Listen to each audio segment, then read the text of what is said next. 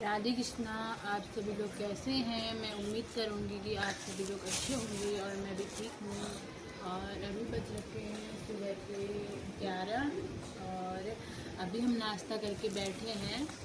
तो बहुत सारे लोग ऐसे हैं जो बोलते हैं कि दीदी आप कहाँ से हो और क्या आपके जुड़वा बच्चे हैं और इनको क्या प्रॉब्लम है।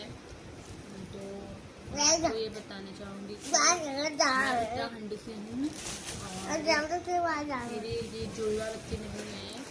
मेरा लड़का अभी 6 साल का है और मेरी बेटी अभी 3 साल की है। और इनके पापा गाड़ी चलाते हैं और बाहर ही चलाते हैं और कभी कभी आते हैं घर में। और अभी हम दिल्ली रहते हैं, किराए पे रहते हैं। हम उत्तराखंड पिथौरागढ़ से हुए और हम अभी दिल्ली रहते हैं क्योंकि हम जब मंकू छोटा था 1.5 साल का था तो तभी हम दिल्ली आ गए थे इसके इलाज के लिए। तो तब से हम यहीं हैं और इसके बहुत सारे हमने टेस्ट कराए थे दिल्ली एम्स में। बहुत इलाज हुआ, बहुत ज़्यादा समय लग गया हमको टेस्ट कराने में। बहुत समय के बाद हमें ये पता चला कि इनको जेनेटिक प्रॉब्लम है।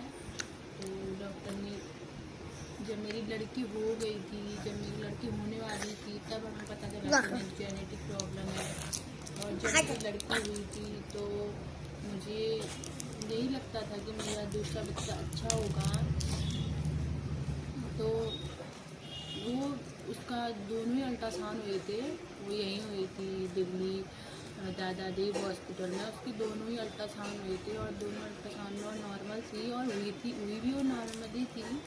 और मुझे जहाँ तक उम्मीद थी कि मुझे लगता था मेरा दूसरा बच्चा अच्छा ही होगा, तो भगवान को कुछ और ही मंजूर था शायद, तो ऐसा नहीं हुआ। उसको भी सेम मंकू की जैसी प्रॉब्लम है, वो भी चल नहीं पाती है और उसको भी बहुत दिक्कत होती है चलने में। फिलहाल अभी वो बोलने लगी है, थोड़ा थोड़ा बोल लेती है। तो मैं आपको इनके सारे जो भी इनके टेस्ट है, रिपोर्ट है, वो मैं आपको सारे दिखाऊंगी। तो ये मंकू और बेदू के दोनों के जो हमने टेस्ट कराए थे उसकी ये सारी टेस्ट हैं, रिपोर्ट हैं। तो ये हमने सारे दिल्ली कराए थे एम्स में। ये सारे यहीं हुए हैं, ये मंकू के हैं, एम्स में ही कराए थे सारी टेस्ट। इसके पूरी बॉडी का टेस्ट हुआ था, इसके कानों का, आँखों का, हाथों का, सारे एक्सरे, ब्लड टेस्ट सब कुछ हुआ था। लेकिन उन्होंने बहुत टाइम लगा दिया था टेस्ट होने में, क्योंकि हमारे पास इतने पैसे नहीं है कि हम प्राइवेट में कर सकें, इसीलिए हमने एम्स में कराया था। प्राइवेट में तो बहुत ज़्यादा खर्चा लग जाता है, लेकिन हमारे पास इतना है नहीं कि हम प्राइवेट में करा पाएँ। तो हमने सरकारी एम्स में कराया था दिल्ली। तो ये सब मंकू के टेस्ट हैं।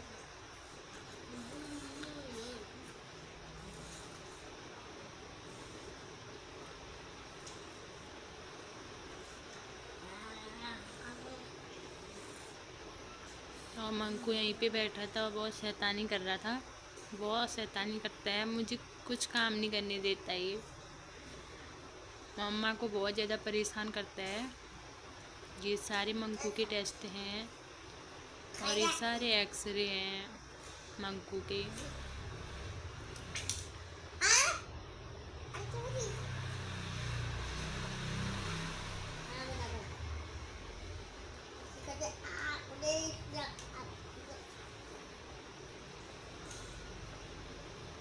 ये सारे मंकू के एक्सरे हैं, कुछ इसमें बेदू के भी हैं।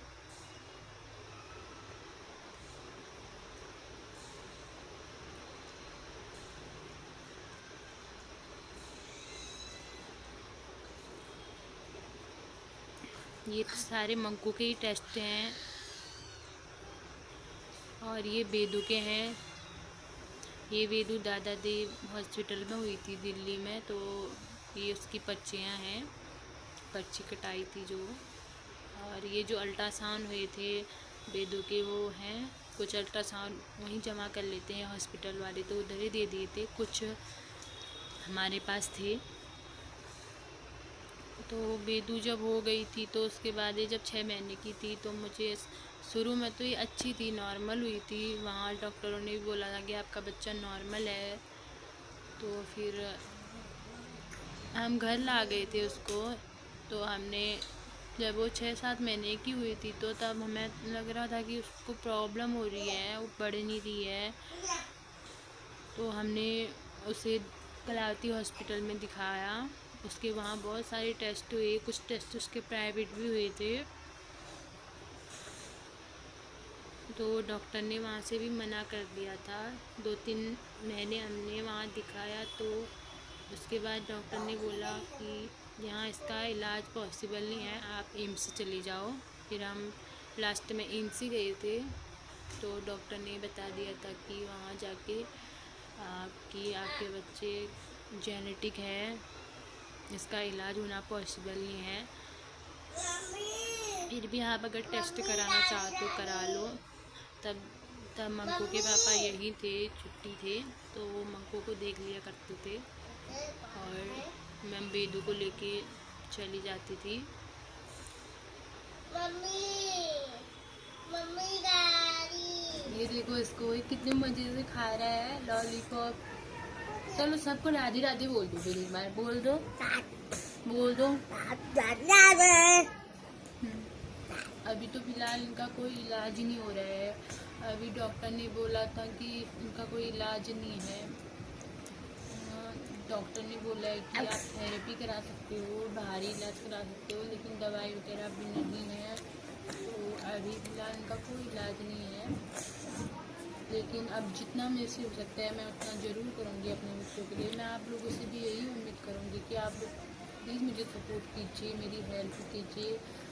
मैं चाहती हूँ कि जितना मेरे से हो सके मैं उतना अपने बच्चों के लिए कर सकूँ। तो मुझे आपकी सपोर्ट और आपके प्यार की बहुत ज़रूरत है। प्लीज़ मुझे सपोर्ट कीजिए। धन्यवाद।